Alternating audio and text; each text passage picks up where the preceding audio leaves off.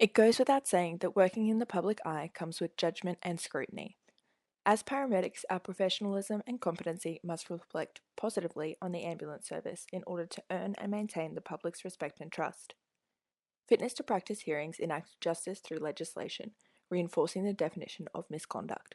Correct application of this legislation emphasises that abuse of the profession is not tolerated, consequently improving both professional practice and patient safety. This presentation will explore these concepts through the case of Mr. Finnerty. Mr. Trevor Finnerty was a paramedic working for West Midlands Ambulance Service for 35 years. As a single officer on the 29th of January 2017, Mr. Finnerty attended to a patient with a history of mental health issues, including bipolar disorder. After discharging the patient at the scene, Mr. Finnerty sent a message to the patient stating, "This is you-friendly ambulance service. How is you service?" The patient contacted the police and reported sexual assault. Mr. Finnerty was arrested on suspicion of rape at 0440 the next morning and admitted to engaging in sexual activities with the patient, who was intoxicated at the time. The patient stated that during an ECG, Mr. Finnerty stated "nice breasts," and that after she complained of coccyx pain, Mr. Finnerty smacked her bottom and stated "nice bum."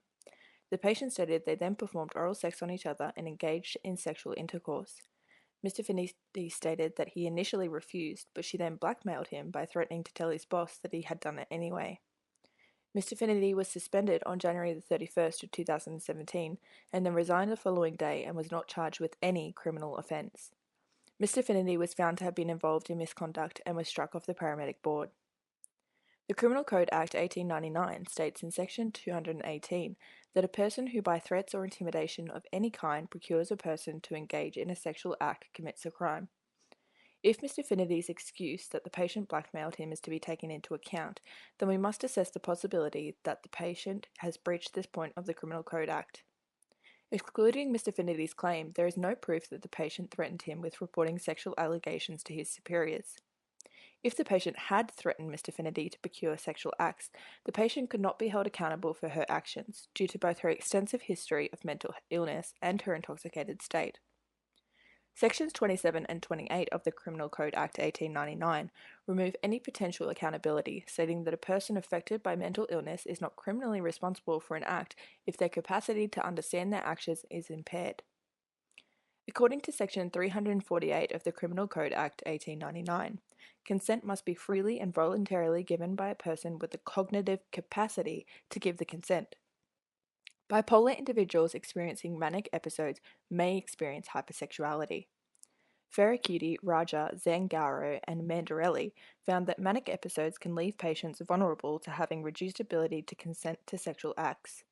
This study used a consent assessment scale, which found that 46.3% of bipolar individuals were incapable of expressing appropriate emotions to situations, and 16.7% were only marginally capable. During a manic episode, it is clear that someone with bipolar can have a reduced capacity of emotional and social awareness, resulting in reduced capacity to provide consent due to impaired judgment. This is supported by Queensland Health Sexual Health and Safety Guideline, which highlights the fact that capacity to consent is impaired in both mental health and alcohol-affected patients. AHPRA's Standard 3.2 emphasises that paramedics must recognise there is a power imbalance in the practitioner-patient relationship. Paramedics' position of power should not be exploited to manipulate a patient, particularly to obtain sexual gratification. Mr. Finnerty clearly did not adhere to this standard, as he should have recognised the inherently unequal nature of the relationship and acted accordingly, maintaining strict professional boundaries. AHPRA also states in a Sexual Health and Safety Guideline that mental health and intoxicated patients are vulnerable and have limited ability to consent to sexual acts. This guideline clearly states that consent is not freely given if exercise of authority is used. The patient was a vulnerable member of society, and the paramedic is a trusted professional with authority. AHPRA in this instance would rule that this patient could not have freely given consent. AHPRA Standard 8.2 further emphasises that under no circumstance should a paramedic use their professional position to establish or engage in a sexual or inappropriate relationship with a patient. The Medical Board of Australia extends this definition of sexual misconduct to any behaviour which is intended to sexually arouse or gratify. Although Mr. Finnerty claims that he was coerced by the patient, his actions contradict his defence and may make him liable for criminal charges. Even if the patient consented, breaching these guidelines is unethical and harmful due to the loss of public trust and endangerment of patient care and safety. Mr. Finnity's actions breached the AHPRA Code of Conduct and must therefore be held accountable. It can be reasoned that Mr. Finnity's ongoing role as a paramedic possesses a significant risk to public safety. Therefore, AHPRA must take action to maintain a positive public perception and demonstrate that misconduct is not tolerated. In applying legislation, it can be found that although the patient's intoxication and mental illness resulted in an impaired capacity to consent, it cannot be proven beyond reasonable doubt that legislation was breached. With the Regulatory Board publishing paramedic hearings, as well as the media attention gained, the ambulance service was required to take action to uphold public trust. In Section 18B of the Ambulance Service Act 1991, it states that termination of employment is an appropriate disciplinary action to be enacted in the case of misconduct. Although criminal allegations remain uncertain, the Regulatory Board in the UK decided to strike the paramedic off.